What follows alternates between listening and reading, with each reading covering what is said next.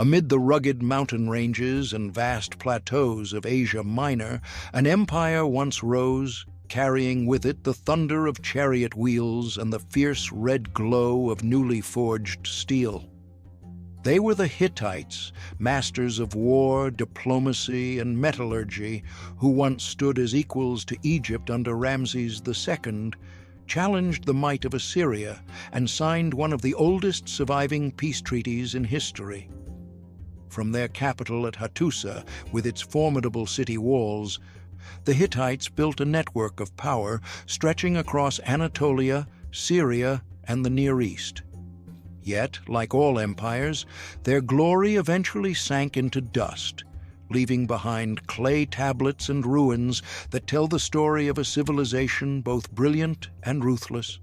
From wandering tribes to the proud Hattusa, the wind sweeping over the Anatolian plateau carried the scent of wild grass and dry earth, a fragrance both untamed and harsh.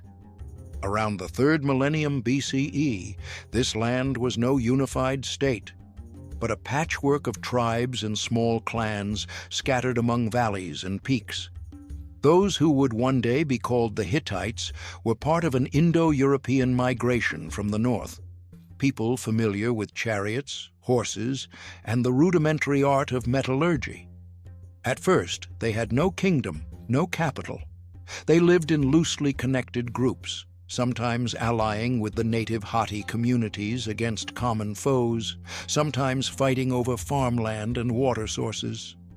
Their language, an early branch of the Indo-European family, gradually blended with the tongue of the Hatti, producing a hybrid culture that mixed nomadic traditions with settled life. Around 1900 BCE, Anatolia began to feel the growing presence of Assyrian merchants.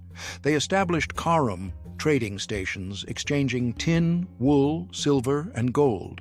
Among these, Karum Kanesh, modern-day Kultepe, became a bustling commercial hub. Here, the first clay tablets inscribed in Akkadian cuneiform were found, recording contracts, loans, and even lawsuits between merchants. This contact brought the Hittite tribes advanced tools, techniques, and administrative concepts. For the first time, they saw a system of written records, codified laws, and interregional trade networks. More importantly, they learned that power came not only from the sword, but also from the control of commerce and information. The man credited with laying the foundations of Hittite power was Labarna Vent, a skilled tribal leader around 1680 BCE. More than a capable warrior, Labarna was a tough organizer. He united the scattered Hittite groups into a tight alliance, creating the framework for the old Hittite kingdom. Under his rule, the first capital was established at Hattusa, a strategic highland site surrounded by defensible mountains. Hattusa was more than a natural fortress. Mountain paths from here linked Anatolia to Syria and Mesopotamia, making it an ideal hub for both trade and military campaigns. Labarna and his successors quickly fortified the city with thick walls, strong gates, and massive food stores, visible symbols of power and ambition. The years under Labarna the Fwine and his successor Hattusilii were marked by relentless expansion. From Hattusa, Hittite armies swept south, seizing wealthy central Anatolian cities and pushing into northern Syria. For the first time, the name Hittite appeared in the chronicles of neighboring kingdoms, both as a warning and as recognition of a rising power. What made the Hittite army so feared was not sheer numbers, but their chariot warfare. While neighbors relied on heavy, cumbersome chariots, the Hittites built lighter models with sturdy three-spoked wheels, allowing for speed and maneuverability. Each chariot carried 3 men, a driver, an archer, and a spear-armed warrior. This combination let them attack from range while retaining the ability to charge into close combat. Hattusili, I was not only a warrior, He understood that ruling a vast territory required more than military might. From conquered lands, he brought back artisans, smiths, scribes, and even noble hostages, ensuring loyalty through both integration and deterrence. These captives brought their culture, language, and skills, turning Hattusa into a diverse and wealthy city. Still, the Hittite rise was not without challenges. Anatolia was a political chessboard of small states and tribal confederations, quick to rebel when central power weakened. Great powers like Egypt, Mitanni, and Assyria watched closely, ready to intervene or exploit internal strife. Tensions peaked when Hattusili I launched a major campaign southward, aiming to seize key Syrian cities like Aleppo and Carchemish. Early victories expanded Hittite influence deep into the Near East, but also brought them into direct confrontation with Mitanni, a formidable rival of the era. Though full-scale war had yet to erupt, the stage was set for brutal conflicts in the next century. By the end of his life, Hattusili I was remembered not only as a conqueror, but as an architect of power. He transformed Hattusa from a military outpost into a true royal capital. Massive walls rose, with gates carved with lions and warriors, not just for defense, but as declarations of strength. Granaries were built to feed the city through harsh winters or prolonged sieges. He also commissioned a great temple to honor Teshub, the storm god and supreme deity of the Hittite pantheon. Seasonal festivals with sacrifices, music, and dance served as both religious devotion and tools for unifying the populace under royal authority. Yet, Hattusili I knew power could not last without a stable succession. Before his death, he left behind a political testament, one of the oldest known documents to record the appointment of an heir, along with guidance for ruling justly and wisely.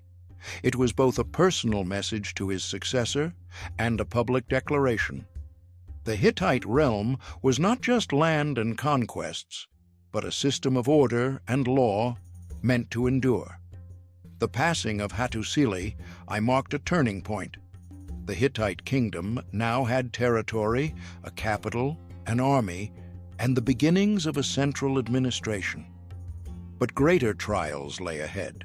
Internal power struggles, powerful external enemies, and even shifts in climate and harvests that could shake the young empire's foundations. From wandering tribes on the Anatolian plateau, they had become an organized kingdom ready to step onto the grand stage of political and military history. And Hattusa, with its towering walls, would stand as their unyielding heart for centuries to come. After the death of Hattusili I, the Hittite kingdom entered an era of bold ambition, but also of great peril. His successor, Mursili I, was a young yet resolute warrior. From the moment he ascended the throne, he decided that the Hittites could not simply defend. They must continue to expand to secure the empire's safety and resources. Mursili I's campaigns began by completing what Hattusili I had left unfinished: the conquest of Aleppo, a strategic city at the crossroads of Syrian trade routes. This victory not only brought substantial revenue from taxes and tribute, but also opened the path deeper into Mesopotamia, where the Mitanni and Babylonian kingdoms vied for dominance. But Mursili's ambitions went further. In an unprecedented and audacious move, the Hittite army marched over 1,000 kilometers southeast, crossing Mitanni territory, to launch a surprise attack on Babylon. Around 1595 BCE, Babylon's capital fell swiftly, the first time in history that an army from Anatolia had reached the heart of Mesopotamian civilization. Yet this was a risky gamble. So far from home, the Hittites could not maintain lasting control. After plundering the city and bringing immense spoils back to Hattusa, Mursili withdrew. Babylon soon fell into the hands of the Kassites, a rising new power. The triumph at Babylon put the Hittites on the political map of the ancient world, but it also made them a target. Former allies grew suspicious, and rivals like Mitanni and Egypt began seeking ways to curb Hattusa's growing strength. Inside the Hittite court, the wealth and power from Babylon fueled intrigue. Mursili I was assassinated by his own brother-in-law, plunging the kingdom into instability. The decades that followed saw the Hittites weakened by succession disputes. Distant territories like Syria and southern Anatolia broke away or fell to Mitanni control. The glory of Hattusili and Mursili seemed only a brief flash, until the rise of a new figure. Suppiluliuma burst onto the Anatolian stage in the mid-14th century BCE. When he took the throne, he inherited a kingdom only recently emerging from decades of disorder, its place on the geopolitical map still uncertain. He understood that to restore Hittite dominance, he needed not just military victories, but a grand strategy, one aimed at breaking their greatest rivals, Mitanni and Egypt. His first step was the reconquest of Anatolia. In just a few years, he crushed rebellious city-states and restored Hattusa's authority from west to south. The Hittite chariots, now lighter and more durable, swept across plateaus and plains like thunder, shattering enemy forces before they could mount a defense. With his heartland secure, Suppiluliuma turned to his main enemy, Mitanni. Through a series of calculated campaigns, he seized key cities like Carchemish and Aleppo, once Mitanni strongholds in Syria. Crucially, he exploited Mitanni's internal dynastic struggles, backing one faction in their succession disputes before striking decisively to claim most of northern Syria for the Hittites. This victory elevated the Hittites to the rank of superpower, equal to Egypt. But the expansion of both empires into Syria made conflict inevitable. Suppiluliuma and the Egyptian pharaohs, first Amenhotep III, then Akhenaten, remained locked in diplomatic tension. The drama reached a peak when, after the death of Pharaoh Tutankhamun, Egypt's widowed queen sent a letter to Suppiluliuma pleading for a Hittite prince to marry her and become Egypt's new king. Sensing a golden opportunity, Suppiluliuma agreed and sent his son, Zananza, to Egypt. But on the journey, the prince was assassinated, likely by anti-Hittite factions in the Egyptian court. The murder unleashed Suppiluliuma's fury. He launched a massive campaign against Egyptian-held territories in Syria, winning major victories, but also setting in motion an unforeseen tragedy. When the Hittite armies returned from Syria, they brought back not only spoils of war, but also disease. Ancient records speak of a deadly plague, possibly bubonic, that swept through the empire. The epidemic devastated the population and crippled Hittite military strength. Worst of all, Suppiluliuma himself contracted the illness and died, ending the reign of the man who had restored Hittite supremacy. The throne passed to his son, Mursili II, a young king faced with an overextended empire, ravaged by plague and surrounded by resurgent enemies. Though Mursili II would prove a resilient ruler, his early reign was overshadowed by the specter of disease and foreign threats. Even so, the age of Suppiluliuma is remembered as the golden era of the Hittites, when their influence stretched from the Mediterranean coast to the headwaters of the Euphrates, from the snowy peaks of Cappadocia to the deserts bordering Egypt. Yet this golden light carried a warning. The greater the empire, the greater the challenge of holding it together amid political upheaval, plague, and the whims of nature. When two empires collide, after the reign of Mursili II, the Hittite kingdom continued to consolidate and expand under his son, Muwatalli II. This was the period when the Hittites had overcome the plague crisis, restored their military strength, and were ready to face their greatest rival. The Egyptian Empire under Pharaoh Ramses II, a ruler later remembered as the Great. Syria, a narrow yet resource-rich land in a strategic position between Egypt and the Hittites, was the chief cause of their conflict. For decades, both sides had sought to control its cities, especially Kadesh, a fortified stronghold on a key trade route linking the Mediterranean to Mesopotamia. Muwatalli Setu knew that to maintain control over Syria, he had to prepare for a large-scale war. The Hittite army was reorganized under his command, their chariots upgraded to handle varied terrain, and a network of allies strengthened, including Syrian city-states resentful of Egyptian expansion. In 1274 BCE, the Battle of Kadesh took place, one of the most famous battles of the ancient world. Ramses II led 4 great divisions deep into Syria, aiming to retake Kadesh. But Muwatalli II, informed by his intelligence network, had prepared an ambush. Hittite forces hid behind hills and forests near the city, while a group of spies was sent to mislead Ramses into thinking the Hittite army was still days away. Trusting this false report, Ramses split his forces, leaving part of his army behind and marching directly to Kadesh. At that moment, hundreds of Hittite chariots thundered out, striking the Egyptian camp. The surprise attack nearly cost Ramses II his life. The Egyptian camp fell into chaos, with many soldiers driven into the Orontes River. But Ramses, displaying the skill of a seasoned commander, rallied his remaining troops and counterattacked fiercely. The battle raged for hours, with neither side able to secure a decisive victory. In the end, both agreed to halt hostilities. After Kadesh, both the Hittites and Egyptians claimed victory. Ramses II had reliefs carved and records made, portraying the battle as a great triumph, while Muwatalli II praised the Hittites for halting the advance of the southern enemy and holding Kadesh. In truth, both armies were exhausted, and Kadesh remained in Hittite hands.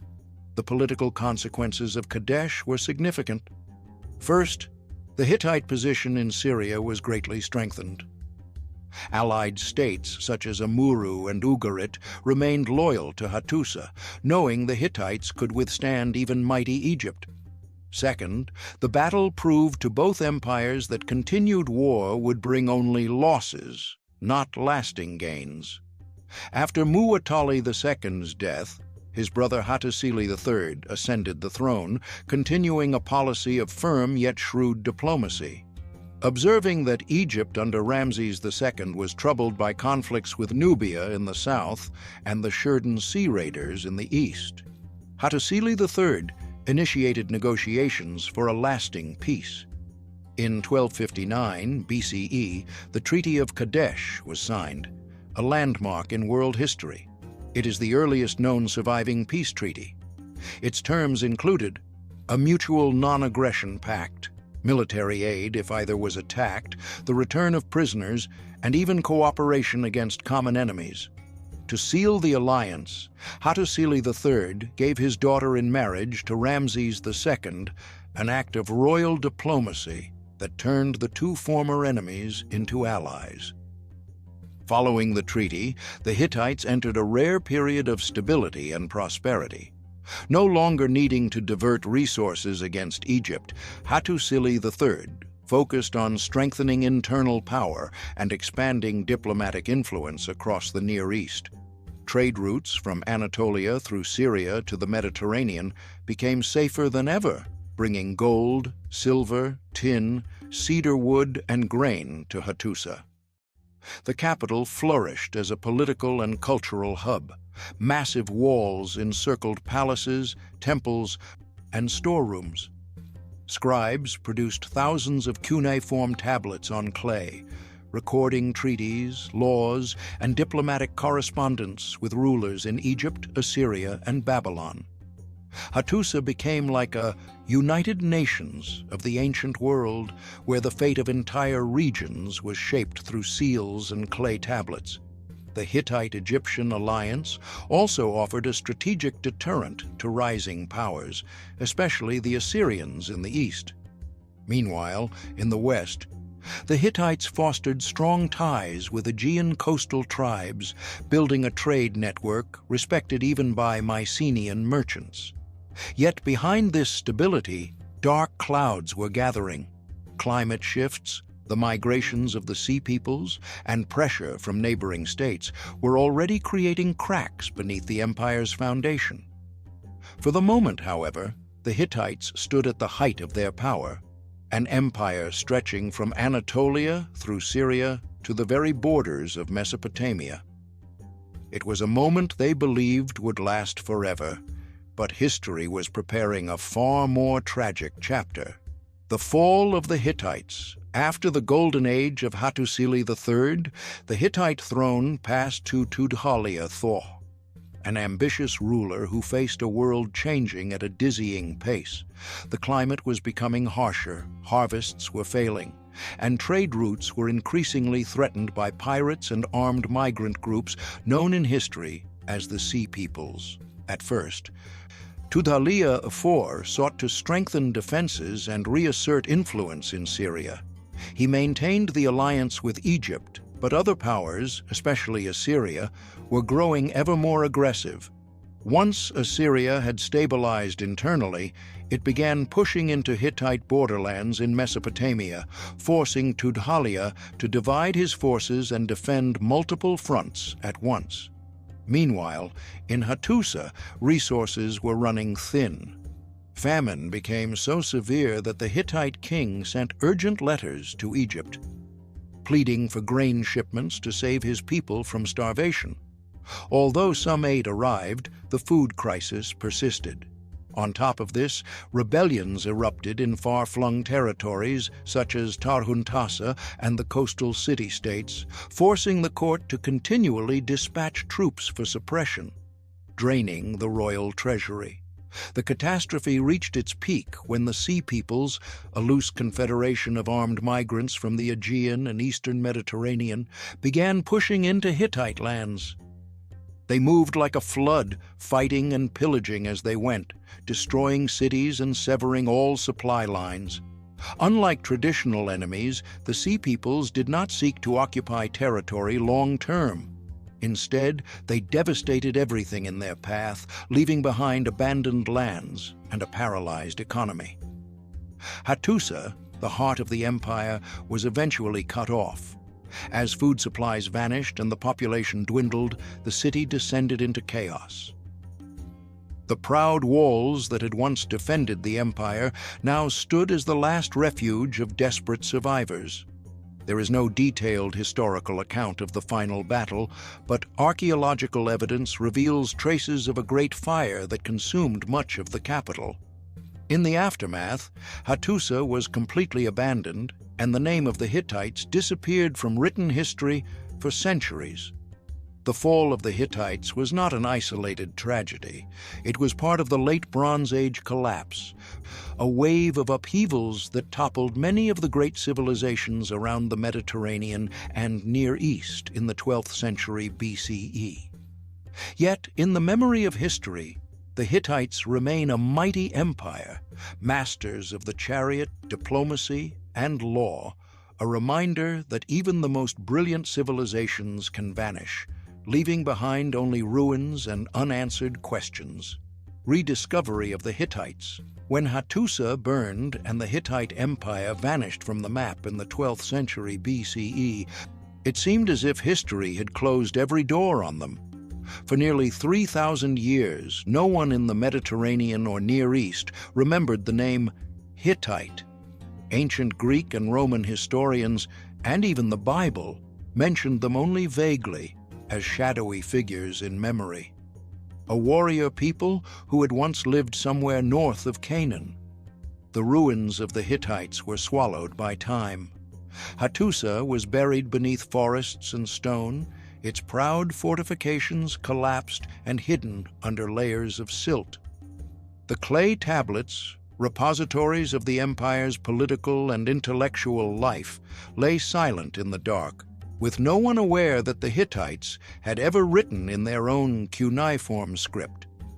It was not until the late 19th century that the first steps of European explorers reached the hills of Boğazkale in what is now Turkey. At first, they thought the ruins belonged to the Assyrians or the Phrygians, but as excavations went deeper, archaeologists uncovered colossal gates adorned with stone-carved lions, warrior statues, and thousands of clay tablet fragments. The startling detail was that these tablets bore a strange form of cuneiform, unlike Babylonian or Assyrian script. This mystery sparked a scholarly race. German archaeologist Hugo Winkler made the bold claim that this was the capital of a civilization the Bible called the Hittites. Many doubted him, arguing that the Hittites were merely a small tribe, incapable of such a grand capital. But when Winkler and his colleagues uncovered the Treaty of Kadesh, an identical counterpart to the treaty already known from Egyptian records, it became undeniable. The Hittites had been an empire equal to Egypt, Assyria, and Babylon. Deciphering the Hittite language, however, was another challenge.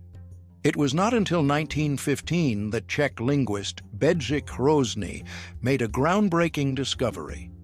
Hittite belonged to the Indo-European language family, meaning they were distantly related to modern European languages such as Greek, Latin, and even English. The phrase "Ninda an ezateni watarma ekuteni," meaning "you will eat bread and drink water," became the key that unlocked a language lost for millennia. From that moment, the Hittites emerged from the shadows of history.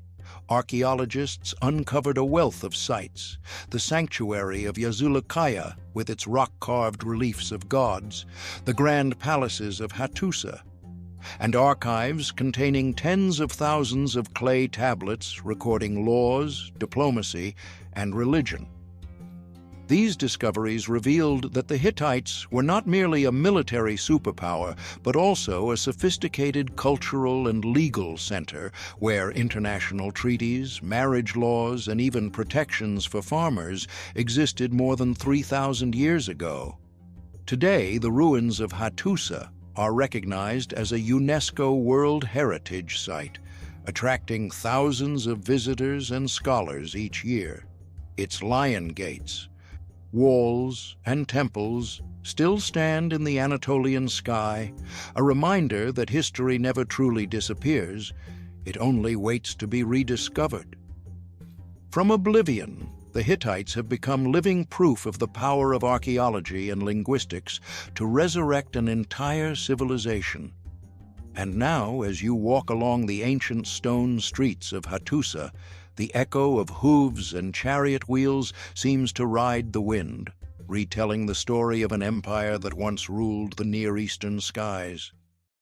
From the thunder of their chariots on the battlefield of Kadesh to the impregnable walls of Hattusa, the Hittites were once an empire that commanded the respect and caution of both Egypt and Assyria.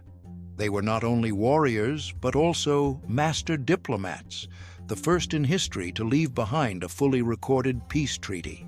Yet even such a powerful empire could not withstand the ravages of time, the shifts in climate, and the great upheavals that shook the ancient world. The disappearance of the Hittites turned them into a mystery that lasted for millennia, until the clay tablets of Hattusa were unearthed, revealing a brilliant Indo-European civilization the world had long forgotten.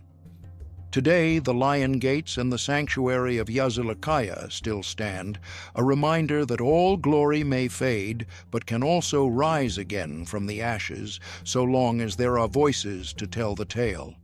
And the tale of the Hittites has now become an immortal chapter in the memory of humankind.